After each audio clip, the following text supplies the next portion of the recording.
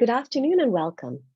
This is the first of 3 panels focused on the question of how do we move forward the political, moral, and legal commitments to advance Indigenous and non-Indigenous reconciliation. Today's panel discussion focuses on the unfinished business of implementing the Truth and Reconciliation Commission's calls to action. I'm Constance MacIntosh, the Acting Scholarly Director of the McEachern Institute for Public Policy and Governance, and a professor at the Schulich School of Law. As we begin this event, we acknowledge we are here today in Mi'kma'ki, the ancestral unceded territory of Mi'kmaq people, with a relationship that is governed by the peace and friendship treaties. I would now like to introduce Nakawe Elder Jerry Musqualabon, who will be providing an opening prayer. Elder Jerry is a residential school survivor from Kisikus First Nation in Saskatchewan. And we are super fortunate to have her working with us as the coordinator of the Elders in Residence program at Dalhousie University. Elder Jerry. Yes, good afternoon. How is there? I hope everyone is fine today. A small but important first step is towards reconciliation is to acknowledge the original people in their territory. And I am very happy when someone actually does a land acknowledgement and doesn't ask the Indigenous people to do it. My name is Jerry Musqualabon. I'm an Anishinaabe from Kisikus First Nation in Saskatchewan. Mi'kma'ki has been my home for decades. I thank the Mi'kmaq for letting me practice my traditions on their territory. I have been given the honor of offering a blessing to this panel discussion on truth and reconciliation. Creator, Kichimanitu, Gizalk, Nindisnikas Mesquiganukwe, Nindo Demakwa, Nindujba Kisikus, Mi'kma'ki Indashninda Nungum. We honor you with this prayer. We are the descendants of the many peoples you so long ago chose to live in harmony on Turtle Island. We give thanks for allowing us all to gather here today. Good Creator, more than ever, we need your strength, guidance, and truth. Give us the ability to recognize and use the gifts and teachings you have provided. Help us pass the virtues of respect and sharing to others.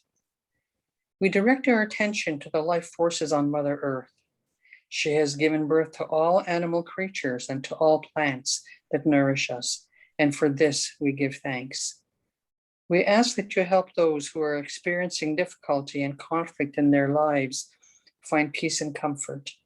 We pray for our Mother Earth so that she may recover from the many sores we have inflicted upon her.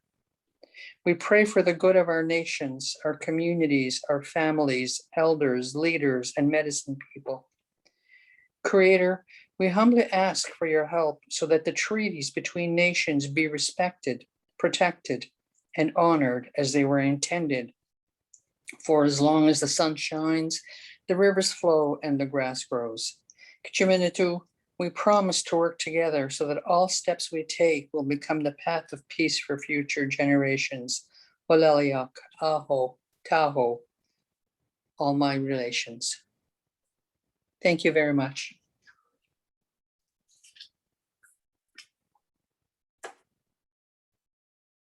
Thank you so much, Elder Jerry.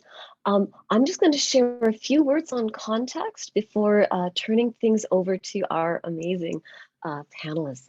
So the Truth and Reconciliation Commission of Canada, it was created as part of a legal settlement between residential school survivors, the AFN, Inuit representatives, and the federal government and church bodies and others who ran those schools. And the TRC's mandate was to document and share the truth about what happened at residential schools. In 2015, they produced a report detailing what had happened to the Indigenous children and the background leading up to the whole residential school system. They called on governments, educational bodies, religious institutions, civil society to take action on 94 specific calls to action that were supposed to help address the harms caused by residential schools and advance the possibility of reconciliation. And when they were released, the federal government committed to implementing and fulfilling all of those calls to action. And that was 2015. So There's been progress on some, but it's been inconsistent. 6 of those calls were about residential school cemeteries, sharing information with Indigenous communities so they could take appropriate actions. And as we all know, those calls to action were largely ignored until this past summer when Indigenous communities announced themselves relocating hundreds of unmarked burial sites of the children who've been taken from them. Today's panel takes up the question of how we get from a report to the hard work of meaningful implementation. And we have 3 amazing speakers here today. I'm going to introduce each in turn as they give us their opening comments, and then we'll move to posing discussion questions to the panelists. And if audience members have questions they want to also see posed, please just type them into the Q&A box on the Zoom screen with your name. And if you're someone from the media, please let us know what outlet and who you'd like the question posed to, and we'll try to get to those questions as well. So I'm going to start by introducing our first speaker, Chief Robert Joseph, who is a hereditary chief of the Gwawanook First Nation, who has dedicated his life to bridging the differences brought about by intolerance, lack of understanding, and racism. He's one of the last few speakers of the Kwakwala First Nation language, and he's an eloquent and I would say inspiring ceremonial house speaker. He is the ambassador for Reconciliation Canada and served as the executive director of the Indian Residential School Survivors Society. Welcome, Chief Joseph. I'm going to turn this over to you now. Thank you for that kind introduction. Tila Kezdavla Nazamut. Greetings, all my relatives. Numbayut. We are all one. I wanted to start my talk today by speaking my language and greeting you in Kwakwala. It's on the brink of extinction. So for me, it's really important to keep speaking it whenever I get the opportunity. It helps to remind me of the urgency of reconciliation for sure, that one of the things that the Kwakwaka'wakw need to do in their process of reconciliation internally is to reclaim the language that we got as a birthright. And I think that's a really important reminder of my own commitment. And I consider being involved in the process of reconciliation as a sacred duty, a sacred responsibility. And one of the things I often say, because sometimes we forget it, is that reconciliation absolutely starts with me, and it absolutely starts with you. Without that notion that it is our personal imperative to carry out, we're not going to get far. It'll be difficult to step into the first step of this journey called reconciliation. So if we do this, if we make progress, we know that we're going to instantly be better as people, as in a country.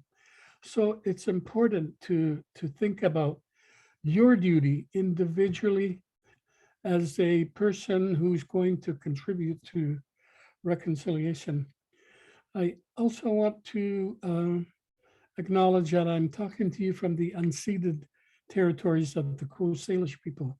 They've been so generous. There are millions of people here living on their lands, and they toil under the shadow, still welcoming, still respectful, still talking about reconciliation. So if there's goodwill among Canadians, and I know there's much goodwill, we have 2 national polls earlier that told us of that, and we get the response every time something significant happens. There's a collective will among Canadians and among Indigenous people to seek reconciliation. So when we do land acknowledgements, it's really a sign of respect. One of our neighboring municipalities here in Vancouver area, Surrey to be exact, refuses to acknowledge or give land acknowledgement. And I think that's so sad. It's something that's easily done, and it's just out of respect, and it's spoken. It doesn't cost the taxpayer anything, and we learn about each other, and we're not going to reconcile unless we learn more about each other. Of course, I want to thank Dalhousie University and the McEachern Institute for Public Policy. I think you're providing leadership by calling us together and doing the work that you've been doing. I know that across the country, many educational institutions are doing the same. One of the things that bothers me is that we don't seem to have a central clearinghouse to share ideas, to share projects, to find best practice. We're all doing things in isolation of each other. And just think how much more brilliant we would be if you shared your brilliance with others and they with you. I think that's an important topic to think about today. And then as well, I'm really honored to be on this panel. I am every time I'm asked to be, of course, because I consider myself a ground trooper, practitioner, just learning as I go by experience, by learning from you and others what reconciliation means. And it really helps me along the way, being a 11-year survivor of a residential school, to know that we have all of this collective will and effort and energy and insight to move the process of reconciliation forward. I just want to tell you briefly that I spent 11 years in St. Michael's Indian Residential School in Alert Bay. I got there, I spoke only Kwakwala. And 11 years later, and I can remember the day so clearly, 11 years later, and I left there and I was totally done. I was totally broken. My older brother, who was in school with me during those younger years, used to say, "Don't let them break you, bro." And I didn't get it then. I didn't understand them. And so by the time I left 11 years later, I was completely broken. And I spiraled down a path that I don't want anybody to go down that path. We all need to be able to begin to celebrate each other, embrace each other, hold each other up as we go. And if we do that, I think we have a chance of moving forward in reconciliation. But what I've been reflecting a lot. I'm writing a book, so I'm reflecting a lot on my life experience. And of course, I've reviewed again my experience in a residential school as a little boy. And I'm totally convinced now that all of the damage, all of it, in spite of the 11 years, all of that damage was done in 1 year. It didn't matter if I stayed another 20. I was already completely a shattered, broken down little human being. And I don't think anybody has a right to do that to children. And so our duty, and I remind myself that's why I'm in this work now, that I don't want to see one more child hurt or harmed in any way.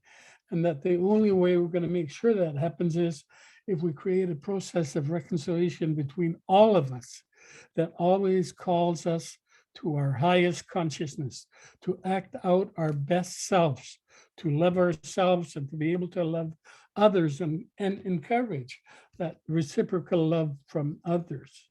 So those are things that have been coming to my mind about reconciliation.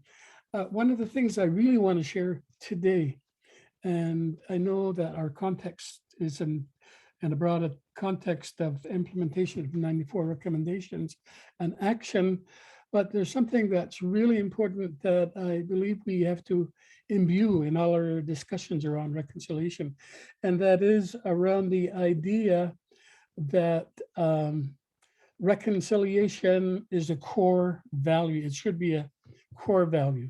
Individually, as educational departments or universities or big companies or other corporations, whatever, all of us should be examining what core value means with respect to reconciliation. When we do that, then we're calling ourselves to go really deep into this process.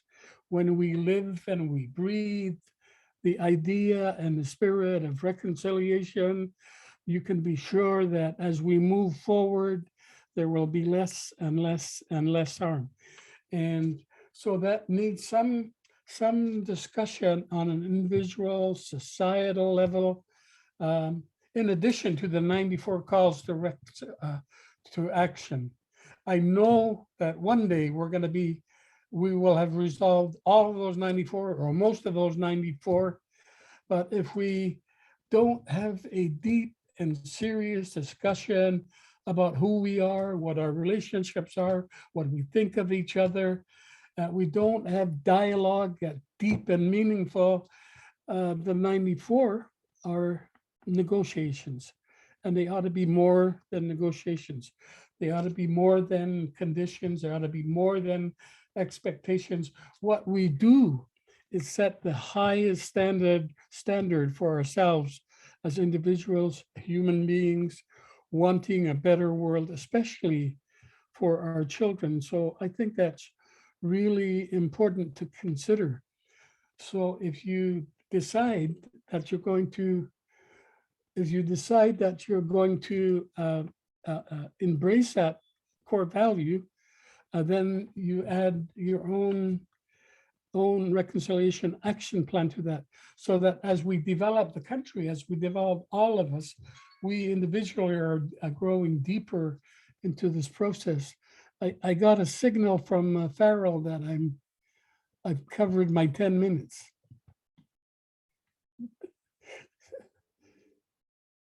Is that true?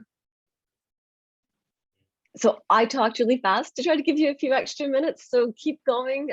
Chief Joseph, if you would like, please. Yeah, I think some of the other things I was wanting to say is that we really need an oversight committee nationally, of course. But I think educational institutes like UBC, like Dalhousie, and all the universities across the country need to form some sort of association as oversight in nature, where you support each other, share and exchange information, seek out together best practices. I think that would really, really be important. I think I'll leave it there for now. Thank you so very much, Chief Joseph. I'm next to introduce our second panelist, Kimberly Murray. Kimberly's a member of the Kanesatake Mohawk Nation, and she served as the executive director for the Truth and Reconciliation Commission, where she worked extremely hard to ensure that the truth was told during that commission's long journey. In 2015, Kimberly began working as the province of Ontario's first ever Assistant Deputy Attorney General for Indigenous Justice, where she was responsible for creating a unit to work with Indigenous communities on revitalizing Indigenous laws and legal orders. And this past summer in 2021, Kimberly was seconded to serve as the executive lead for the newly created Survivors Secretariat at the First Six Nations of the Grand River, where she's currently working to recover the missing children and unmarked burials at the Mohawk Institute. Thank you for being here, Kimberly, and I'm going to turn it over to you. Thank you, Constance, for that introduction. Sego Seguego, Kimberly Murray, Yungatskanyegahaga, Neganasitage Wakwaho. Hello, everyone. I introduced myself in Mohawk. I told you I'm Mohawk of Ganasitage and that I'm Wolf Clan. I'm really pleased and honored to be part of this conversation today. And when I see Chief Bobby Joseph, I just want to say Chief, do you think we'd ever be here 7 years later still talking about reconciliation and the calls to action? And I actually see that as a really wonderful sign that the conversation is still taking place. And I am hopeful, as Chief Joseph has said, that we will make progress on the implementation of the calls to action. I first will apologize that I have a dog sitting next to me eating a bone.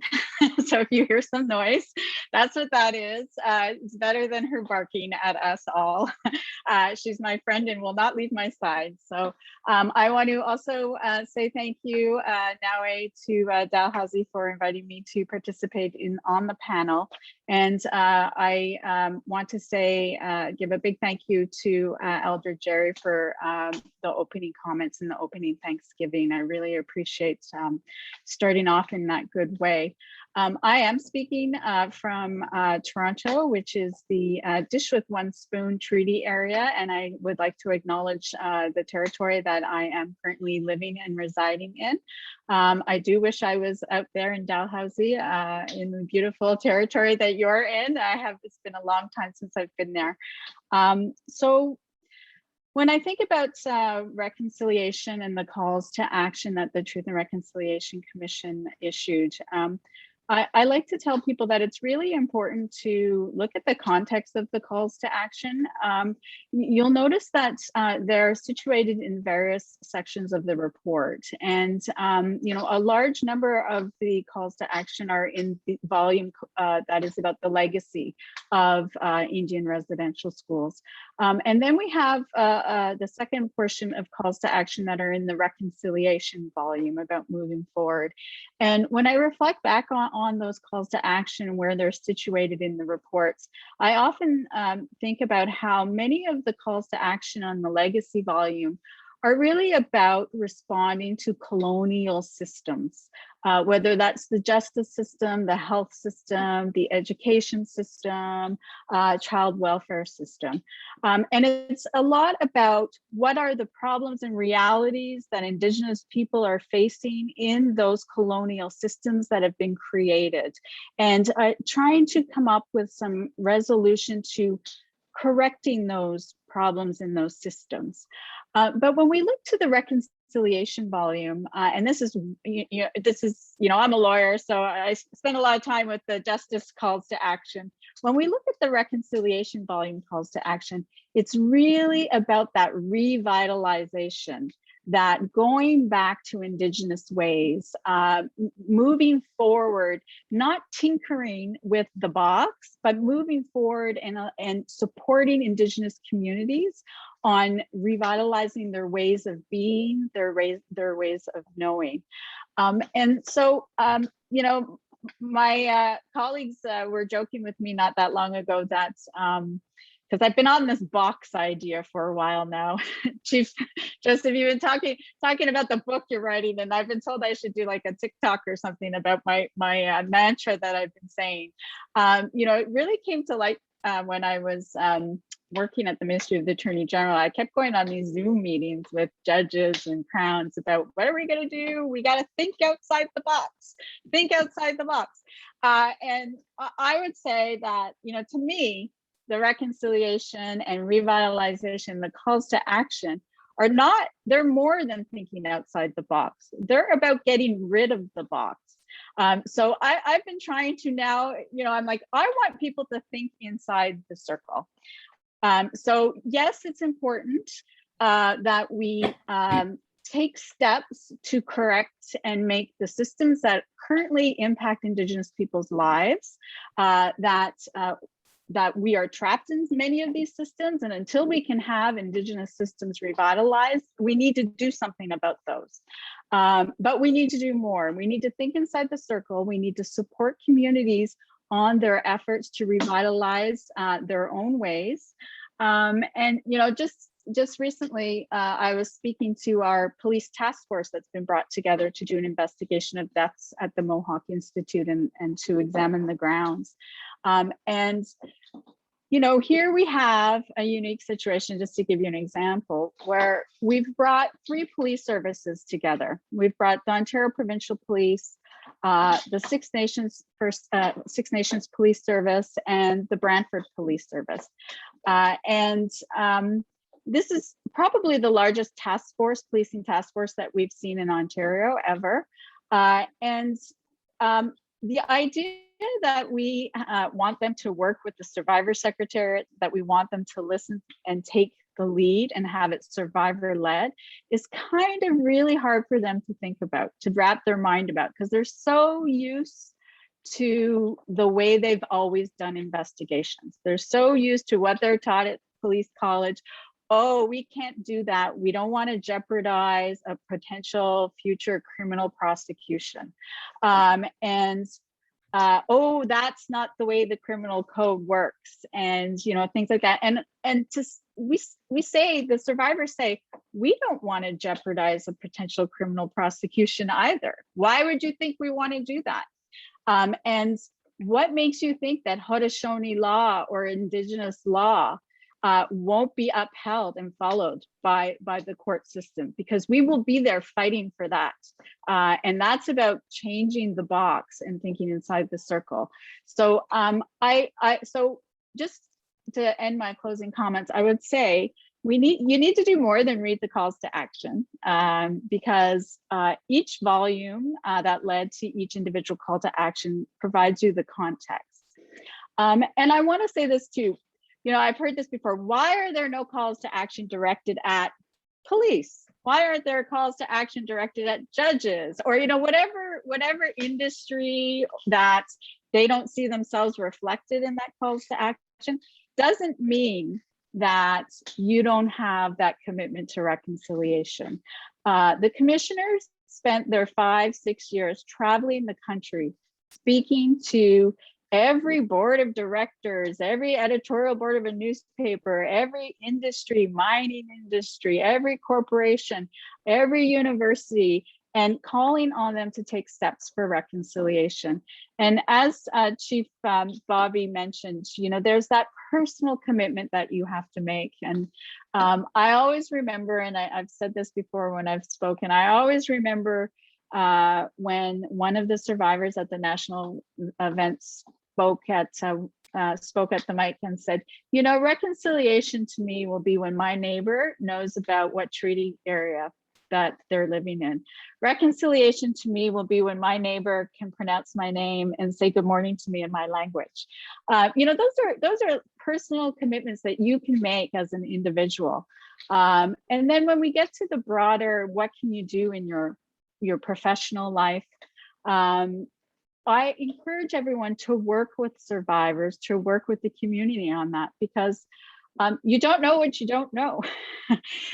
And you may think you have, as a corporation, an industry, or government, you may think that you have a great idea that you think is going to move reconciliation forward, but it really needs to be survivor-led and community-led. So I'm looking forward to the conversation this afternoon, and I'll stop there so we can hear from my good friend Naomi.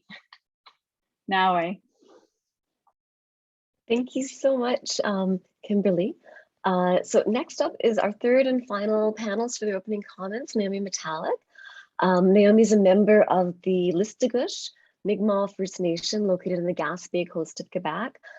She's fluent in French, she's fluent in English, and she's getting to be fluent in Mi'kmaq. Naomi was called to the bar in 2008 after clerking at the Supreme Court. And after 10 years of a rewarding practice in Aboriginal law, she made the move to academia to continue her work in a different way. And that's teaching, writing, speaking about the issues that face Indigenous people in Canada, and how the law can be used as a tool for reconciliation and to improve the lives of Indigenous people. Naomi currently serves as the inaugural Chancellor's Chair in Aboriginal Law and Policy at the Schulich School of Law. And over to you, Naomi. Walalan. Gwe Weldasi Begisin Gisko Nindeluizi Naomi Metallic, Delewit Listuguch, Wigi Chibuktuk.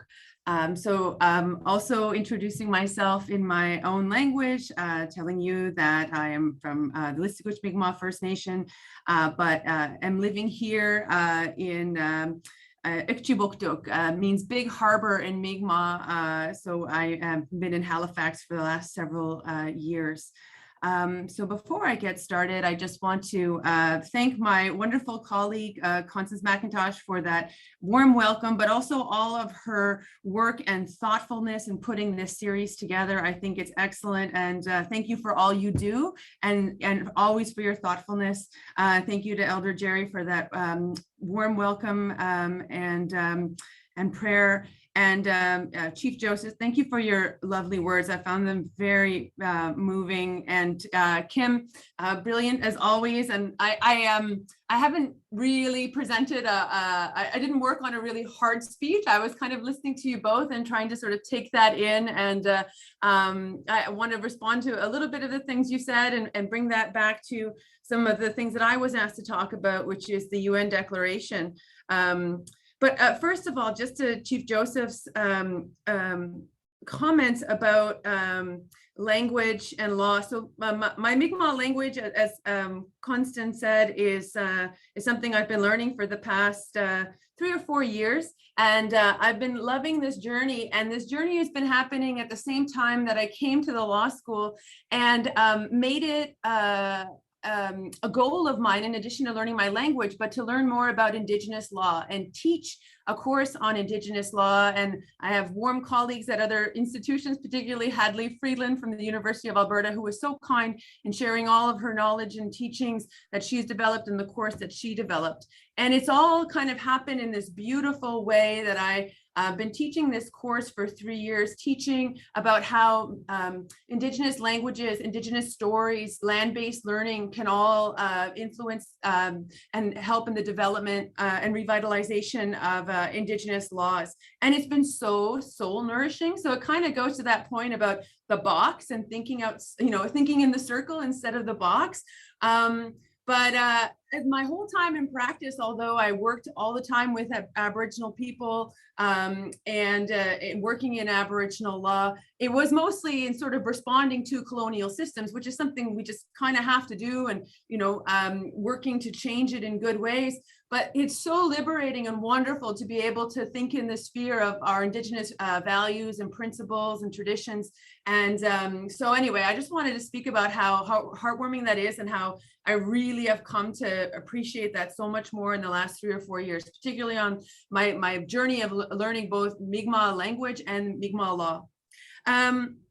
So turning from that, so I was asked to sort of reflect a little bit on why it matters that the TRC called for the UN Declaration on the Rights of Indigenous Peoples to be the framework for reconciliation.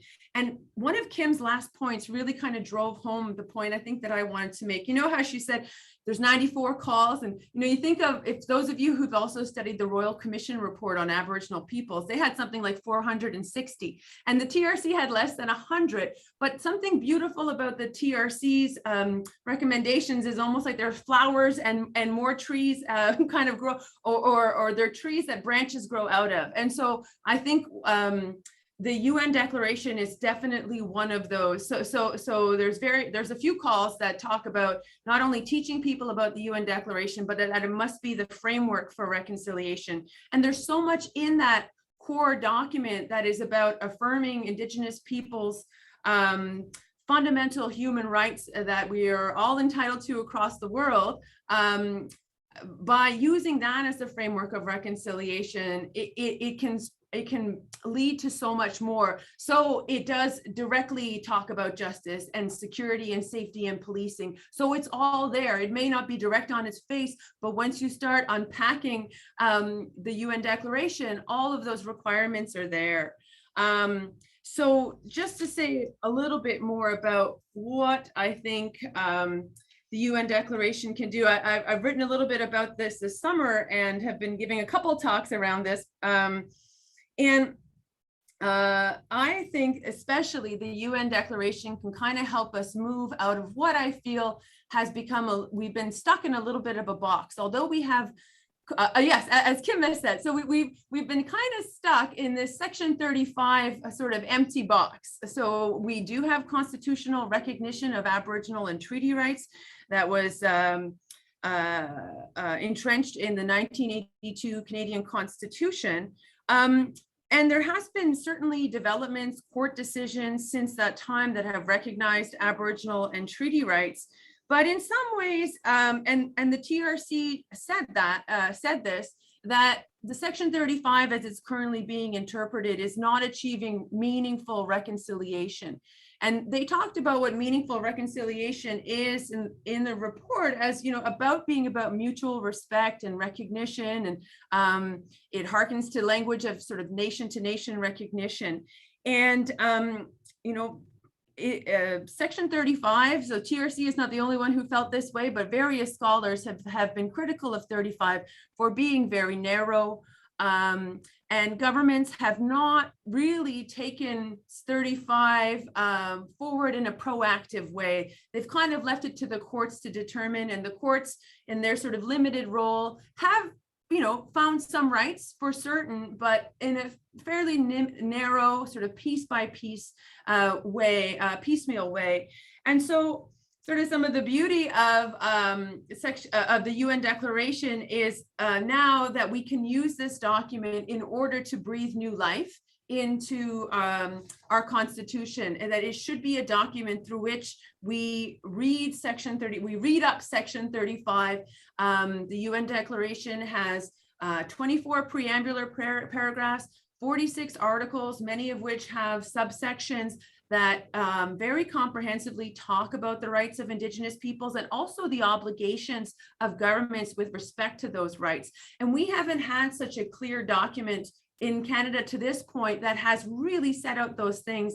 And so it talks not about just, which are very important, rights to land and resources, but also rights to health and language and culture and security of the person and safety and justice, and also our legal institutions and our other institutions. And so this will be such a key document, I think, for helping us really move out of this sort of box that we've been stuck in that's been constraining up to this point.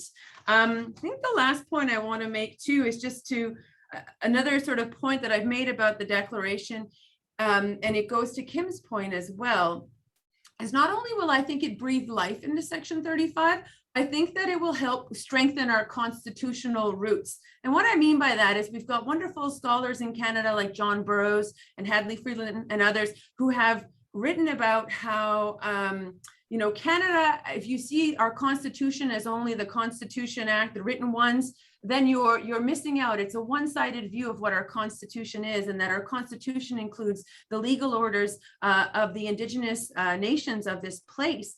And the UN Declaration, through its various provisions, so many of them call on Indigenous legal orders and institutions to be the means through which the Declaration is implemented in a variety of ways.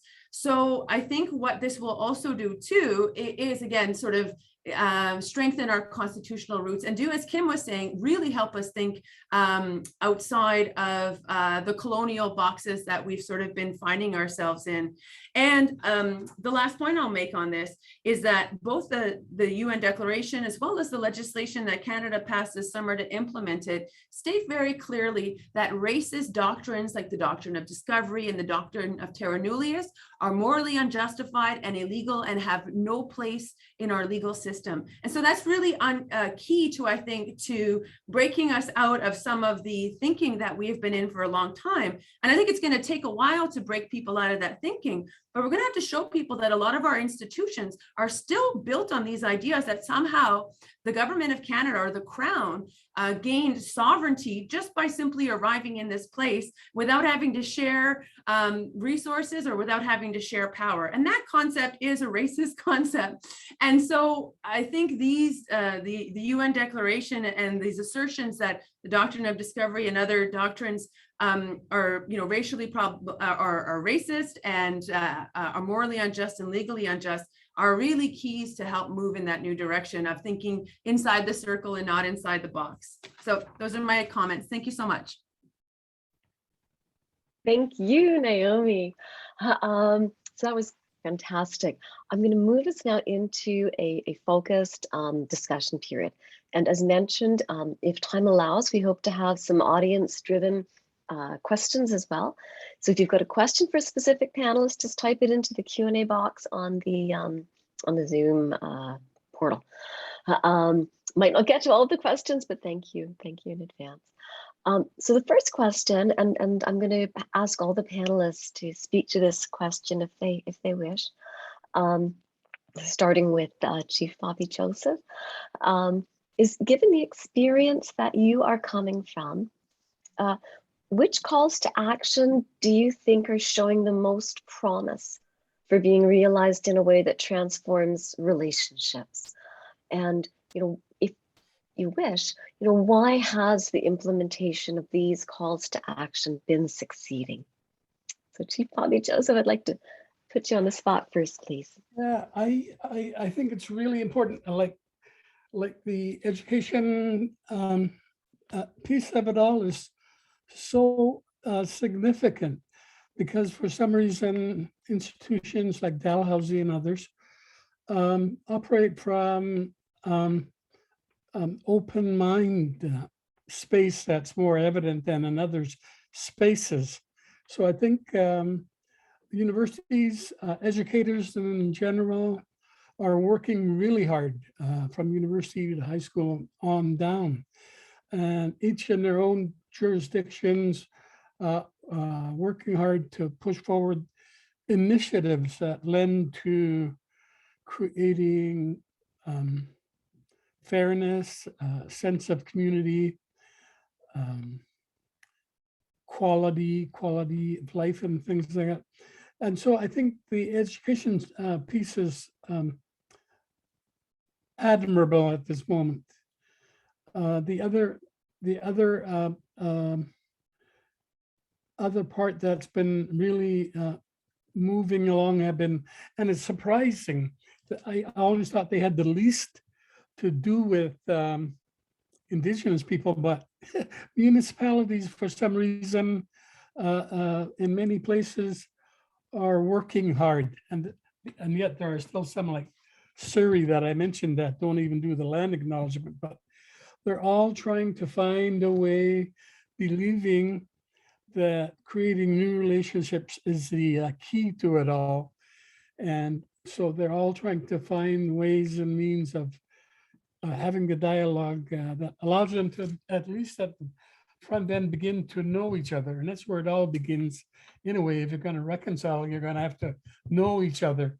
And so I think they're doing a good job. Those two pieces, I think, are really important.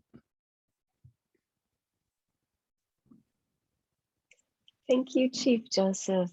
Kimberly, would you like to share your thoughts on this question, please? Yes, thank you. Before I talk about the ones that I think have good traction, I do want to just go back to something that Chief Joseph said at the beginning around the important need to have a national coordinating body. And the TRC calls to action 53 through 56 actually called for a National Council for Reconciliation. And part of that council's role and mandate was to coordinate the implementation and to oversee and have oversight to the implementation of the calls to action. And that call to action hasn't been implemented.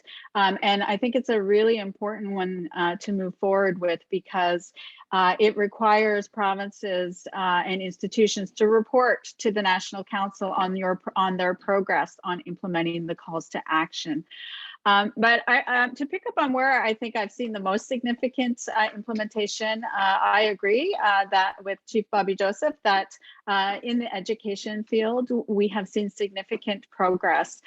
We saw during the life of the TRC implementation of curriculum changes around history and teaching about residential schools. And when I reflect now on the national response to the recovery of our children and the outrage that I see from Canadians about the findings of these little ones buried on the grounds. I think to myself, the Truth and Reconciliation Commission now has been completed for 6 years. And at our events, we had education days. And I was thinking those kids that came to Education Day in Vancouver, those 2,000 children, those high school kids, those elementary kids, they are now in university. They are now starting and working in their industries and in their sectors that they're working in. And we're starting to see that momentum and that change, that they actually know what the true history is and they want to do better moving forward. And so education, I think as we see the impact of the curriculum changes, as we see more curriculum changes happening, as we see institutions and universities making that effort to make that change, I think we're only going to see more and more demand on our governments, on our colonial governments to implement the calls to action. As always, I always have Justice Sinclair's words in my brain. And I remember he always used to say to us, there are 3 types of people that we have to, that are out there. There are those people over here on this side that are already with us. They're already committed to reconciliation. They've been committed to it from day one, and they're doing everything they can to implement and to change relationships. And then we have those people over on the other side that we are never going to get on board. That small number of people that no matter what we do, no matter how we try and educate them and get them to move from their head to their heart, we're never going to reach them. But the majority of the people are in the middle. And those are the people that just don't know enough yet to decide which side they want to be on when it comes to reconciliation. And I see that big group in the middle that Justice Sinclair was speaking about, that we've been trying to reach, getting smaller and smaller and smaller because of the important work that education and educational institutions are doing. I also just want to also follow up. I feel like I'm copying you, Chief Bobby Joseph, but the municipalities, I would say that we have seen more work being done towards reconciliation in the local levels as opposed to the broader national, provincial levels. And it goes back to my opening comments about the survivors, that reconciliation is when my neighbor can say good morning to me in my language. It's that the municipalities, they are the neighbors to the First Nations. They're the neighbors to the communities. And it's really important for those relationships to be fostered and to improve so that their kids, when they're in school together, they have that caring, respectful relationship that is needed. Justice Sinclair always said, reconciliation is about how we talk to one another and what we say about one another, and that's really important when you're talking about our neighbors. So I'll leave it there now.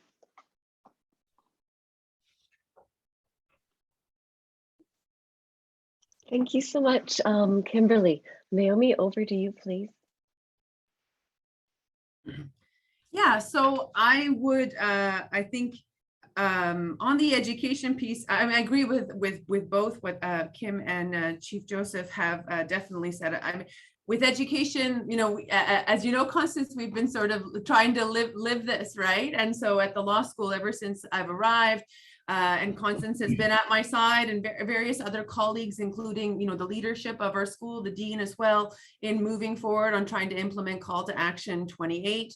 And it's challenging work, and it's been a lot of work, but I definitely see it. I see a huge change in the students from between the time that I was here in 2005 to now, and the discourse, the thoughtfulness, the amount of students, taking Indigenous or Aboriginal law related courses because they're genuinely interested in learning and finding out more. So I definitely cannot underemphasize, I think, the importance of the various education calls to action and how they're being implemented. Some places slower than others, but people are starting to push more and more. And one of the beauties, I think, of seeing sort of the progression here at our school is saying, no, we want more. That's not enough. What are you guys doing? It's good. It's not enough though. Keep going. So and hearing other students say that is good, and it's it illustrates, I think, Kim's point that the more that people become educated, they're going to join that first group and then really being advocates and allies. One area that a couple of other areas that I'll touch on that I think are relevant, and I have been happy to see some changes on. I've done work in the past on child welfare, and so the first 5 calls are with respect to changes to the child welfare system. Canada has acted on that. I would say that, a big part of what drove Canada to act upon that is the unstoppable advocacy of Cindy Blackstock and the Caring Society and AFN continually pushing and moving and bringing complaints to the Canadian Human Rights Commission. But the TRC was also instrumental in that, and also were various other reports, but that has finally pushed some meaningful action. There's still a lot of work to do. But we did see Canada pass legislation, and this was one of the calls of the TRC on child welfare. This legislation is important. It sets into place national standards as well as recognizes the inherent right of Indigenous groups to self-govern in the area of child services. And I recently went to court last month because Quebec is challenging the constitutionality of that bill. And, to me, it was a really important case. And I think it speaks to the importance of governments being proactive. Canada's got a long way to go, the federal government, but it has been proactive. And I'm not saying the legislation is perfect by any stretch, nor is its legislation on language, but it's doing stuff. And I think legislative reconciliation and governments actually being proactive about implementing TRC calls and the UN Declaration is really important and needs to be fostered, and we need to create that space because that can create broad frameworks that can support Indigenous peoples and that can help in the funding of these various services. So those things need to be in place too. So I will say that there's been important work happening that needs to keep happening, and we need to see that in other areas like health and policing and justice and so many other areas. And we need to see provinces step up. I think, we're talking about where we've seen good work, but I think I agree with Kim and Chief Joseph that, we're seeing municipalities, we're seeing some movement from the federal government, but we're not seeing a ton from a lot of the provinces. That's it for now. Okay, I felt like we just got you started. I'm sorry, Chief Joseph. Oh, I just wanted to add a brief comment. I've been working a lot with industry, big business, and they're making efforts. I just wanted to say that, but they're not as loud because some of their practices may be more controversial or not popular, but they are making effort and they're having meetings and defining reconciliation as best they can. And some of them are rolling out reconciliation action plans. And it's all part of this mosaic that we're weaving together that will be, the end result will be sort of a national sort of reconciliation achievement level. And so we don't want to be too hard on those who aren't considered champions. I think most Canadians, most entities are giving it some thought and doing little steps, some more than others, some big home runs. And it's important for us to be as courteous to them as possible, to respect their efforts, and maybe we can find ways to spur them on so that all of their efforts are become meaningful and transformative. Thank you. Oh, thank you. Your kindness and generosity and compassion as a residential school survivor is coming forward very strongly. I'm very grateful to you. The next question is a bit more, well, it's about improving things more. So it's to ask our panelists to consider the sort of the bottlenecks or the structures that are getting in the way of the successful implementation of some of the calls to action. And so it's, identifying where we see some of those bottlenecks and who has the power to shift or lift those barriers, or what one can do to get beyond them. And I'm not sure who would like to speak first. My inclination is, of course, to ask Chief Joseph to speak first. Thank you. Our elder. I think some of the areas that are an impediment to achieving lightning speed response or reconciliation are largely attitudinal still. That there still is a large degree of racism throughout all of our structures, and we don't always acknowledge that or even recognize it. And so that's why I was saying in the very first instance, instead of my opening comments, that we have to approach each other beyond positional negotiating stances, and really get to know each other, talk to each other. Who are you? Who are we? I think when we get down to that kind of understanding about each other, we can strip away some of those wrongful assumptions, and we can become more embracing of each other when we begin to understand and define, to some degree, our common humanity. And it's always there. For some reason, humanity has lost the ability to keep its profile in front of all of us so that we live up to what's best for the highest collective, right? So all of the isms, racism, hatred, phobia, all those things are really ingrained in our society, in our country, in our institutions.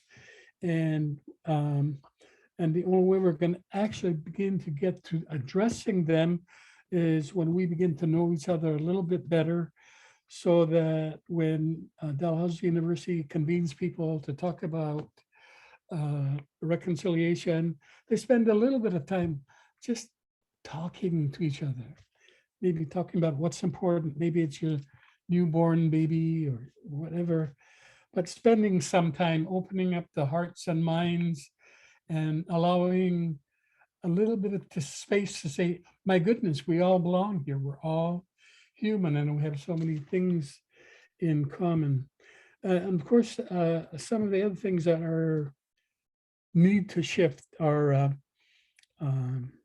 systemic changes, like policies, legislation like the Indian Act, and those require really stepping. I'm so happy I heard Kim talking about the box and the circle. We've got to hammer that home. I think there's hope there. Can I tell a really quick story? One time I was facilitating an elders meeting in Sequoia Lodge, really hot day. The sun was shining in, and all of a sudden I was mesmerized, and I was staring at this huge big whirlpool in the middle of where the survivors were. And there were people in a whirlpool in the vortex up in the top, knee deep, ankle deep. And all of a sudden I came back to the moment. I rushed off to my room to seek answers, and I didn't get any. I finally fell asleep trying to wait and listen to some indication of what that meant. And early the next morning, I woke up with a jolt and all the answers came flooding in. And it was about the circle, that we, the Indigenous people, would heal ourselves through the circle. And there have been so many other perspectives to what I needed to know about. So you're absolutely right. Thank you.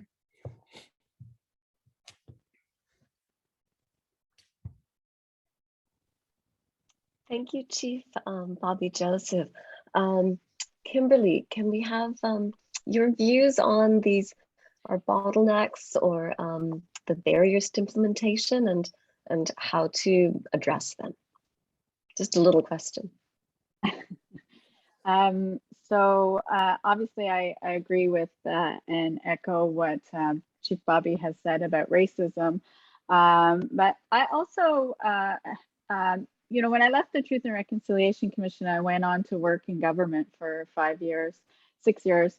And part of my job was to implement the calls to action from the TRC. And what I learned very quickly was that I think that the government processes and the timelines of elections and, you know, that 4-year time frame is a barrier to reconciliation. And what inevitably happens is, you know, the politicians rush to get something done before election time and don't want to take the time to do the proper consultation with community members, with survivors about how to properly implement the calls to action.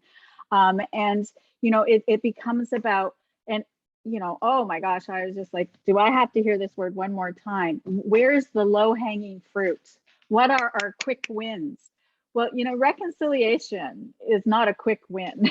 Reconciliation, as the survivor said, is that it's a journey, and we have to go on that journey together. And because of the way the electoral system works, and because of the politics of party lines, that becomes a barrier to that journey and to the reconciliation that we need to move forward. You know, so we get stuck with things like, you know, and I'll pick on the justice system because I work in the justice system. You know, like when ideas come forward, like, oh, we want to put a mural, an Indigenous mural in the cells area of the courthouse as reconciliation. Can we get some funding for that as reconciliation? I'm like, where is the reconciliation in that? We do not want to make people feel comfortable in the cell area of the courthouse. What we want to do is take steps to make sure that First Nations people, Indigenous people aren't being brought to the courthouses, to the colonial system. So, you know, these quick wins, they have to stop. We need to, you know, be mindful of community needs. And it's not a pan-Canadian, pan-Aboriginal approach. Every call to action being implemented needs to be implemented in its own way in the territory that you're in. You know, when we think of all the calls to action in the justice area, you know, an Indigenous Peoples Court, which I don't like calling them that because they're Gladue courts. They're courts applying the, you know, Supreme Court of Canada case of Gladue in a colonial court system. But they look different depending on where you are. It's going to look very different from downtown Toronto, where I am, versus if you're up in Treaty 3 or in the Kenora area. So so I think politics gets in the way of reconciliation. And I reflect back on the day when the apology was given by former Prime Minister Harper in the on the floor of Parliament. And I recall that, you know, every party came forward, every party issued an apology and came together and really made it apolitical.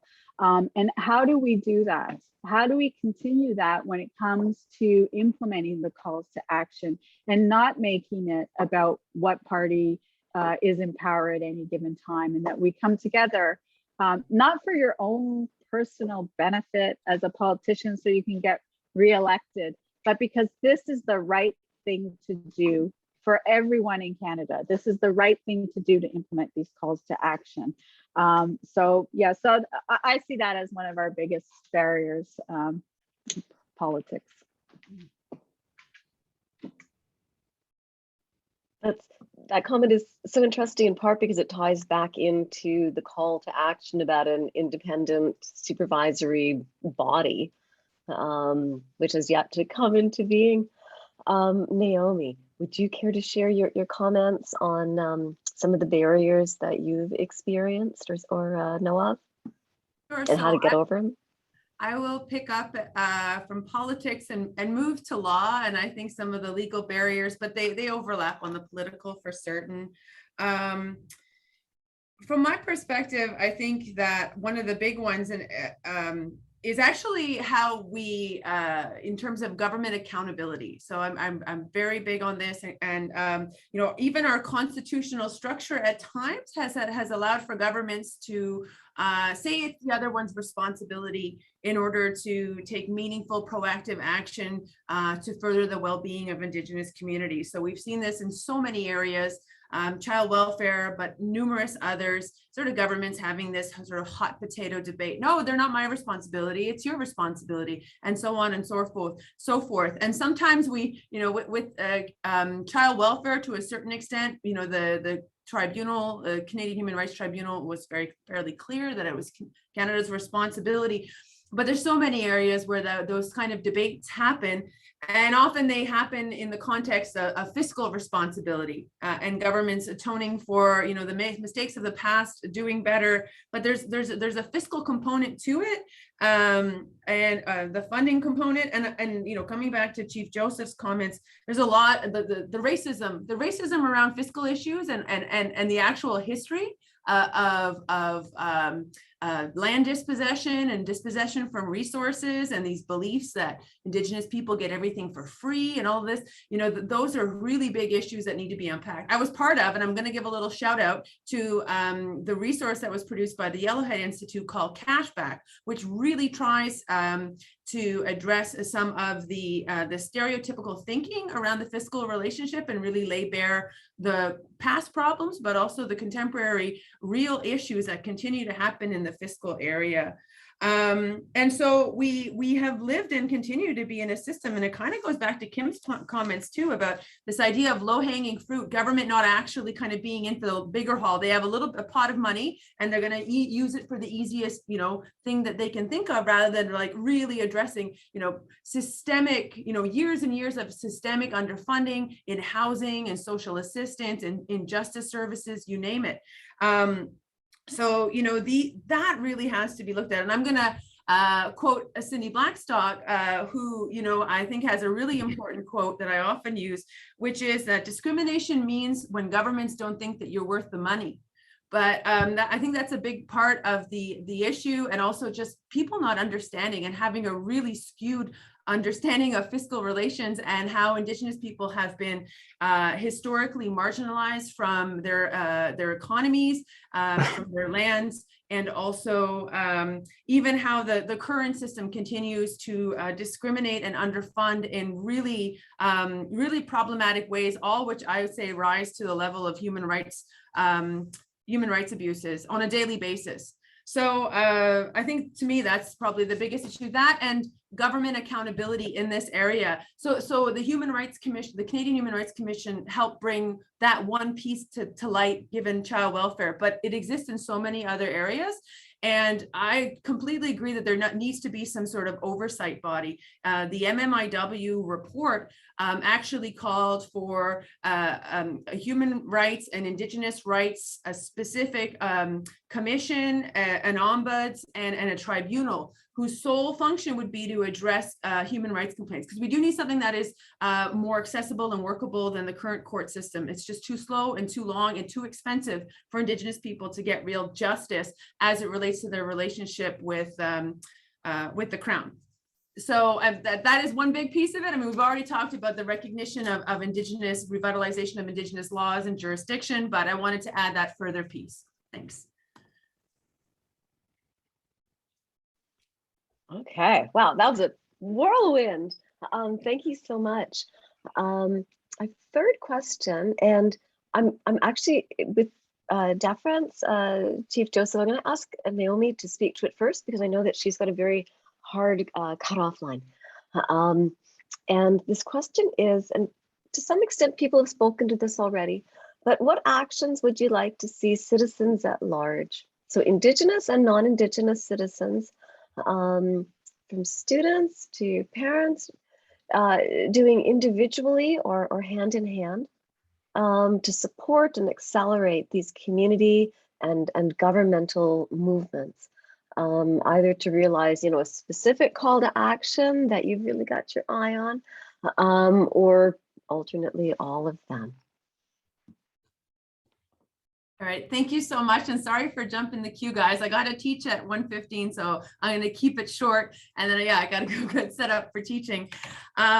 Look, a lot of the comments on this have been made. I mean, Chief Joseph spoke so eloquently earlier about, you know, the individual, that the role of the individual, and that reconciliation starts with you, and that education piece. So I do think that is so key. I also think it's incumbent on people who hold positions of power to see themselves as having roles in institutions, and asking what you as someone in leadership in an institution can do, and not simply put it on the backs of Indigenous people you happen to hire along the way. I think that's a really important one.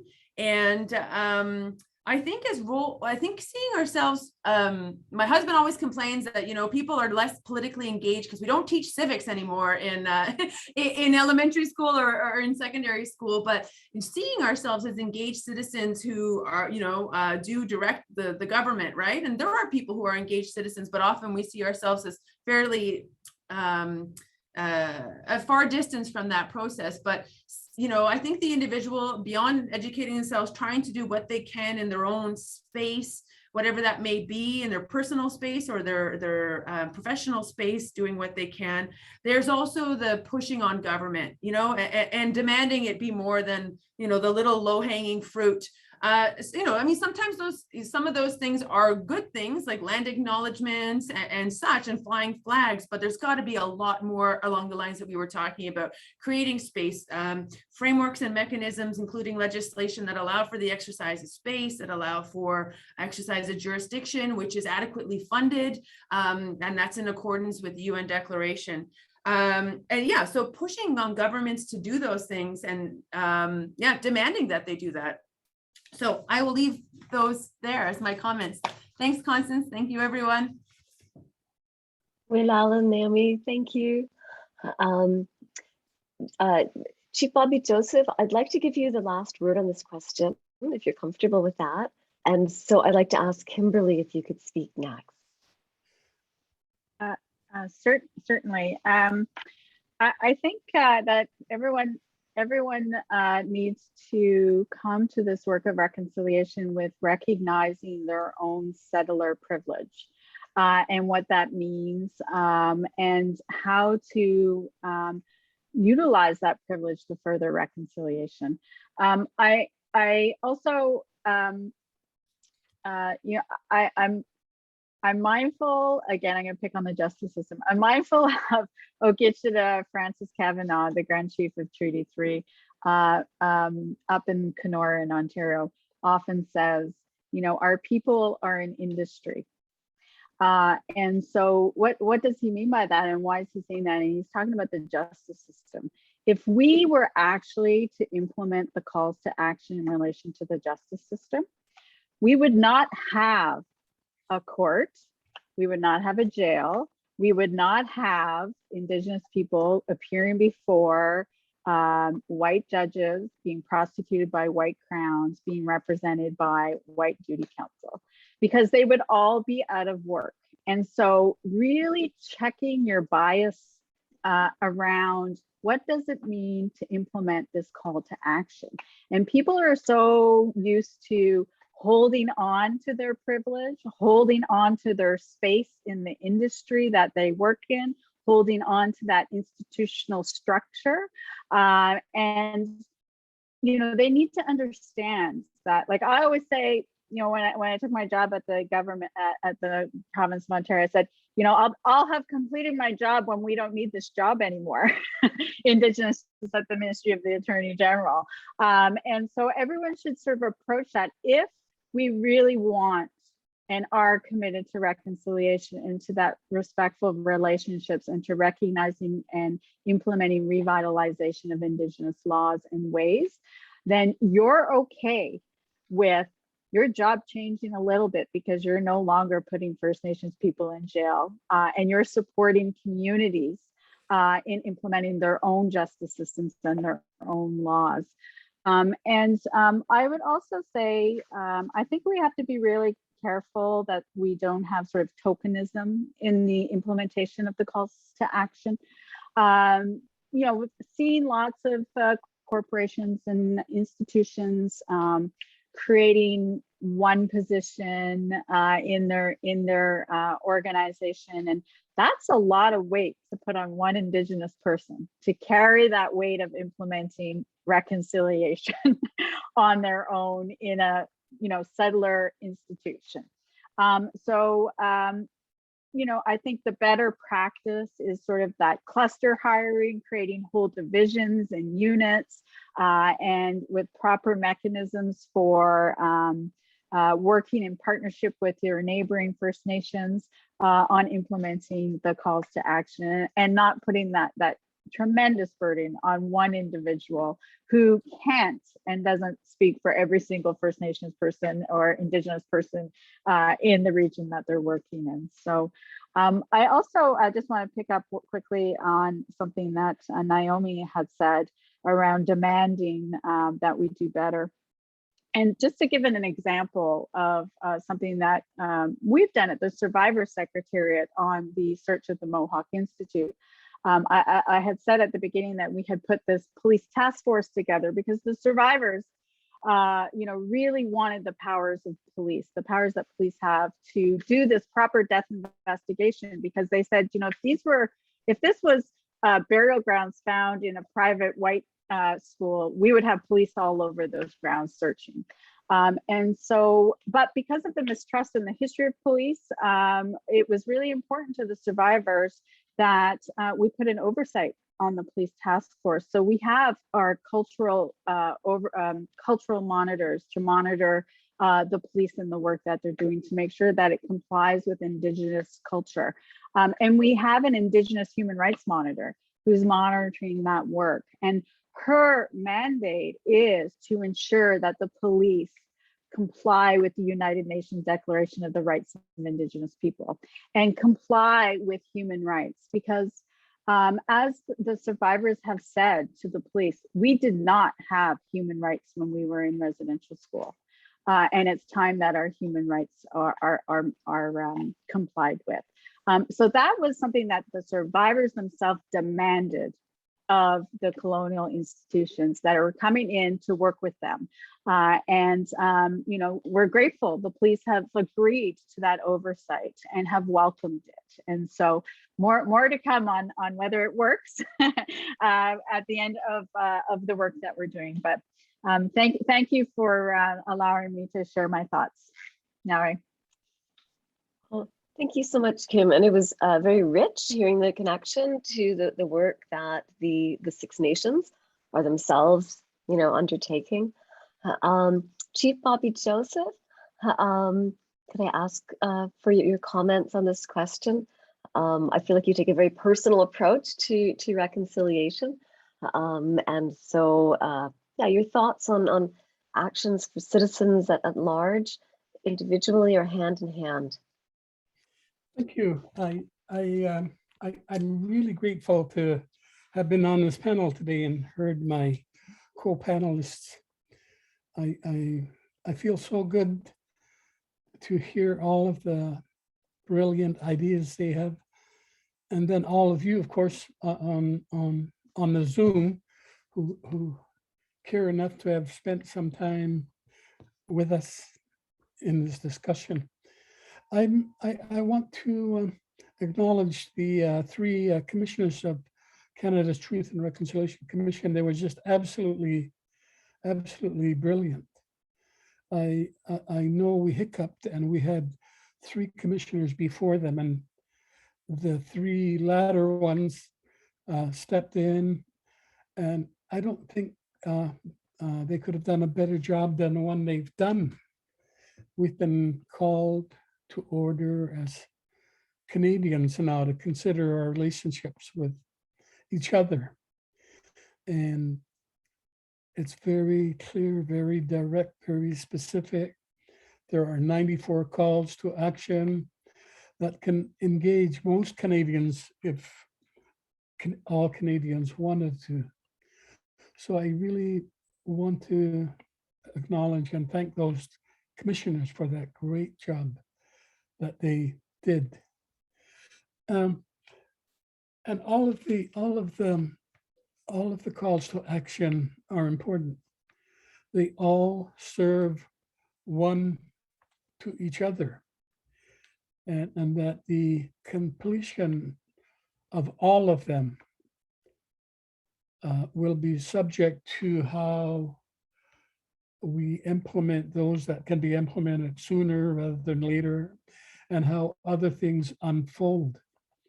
But there's a sort of a natural order of things that seems to be unfolding, and everything that we're doing is step by step, like reconciliation should be, and incremental.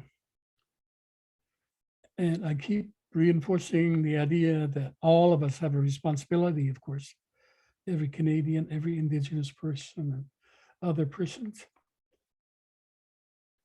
One of the things that we don't talk enough about, and we'll get there when we all begin to see the mutual benefit of responding to the critical and dire need to reconcile with Indigenous people, is that when we reconcile, we will all be better.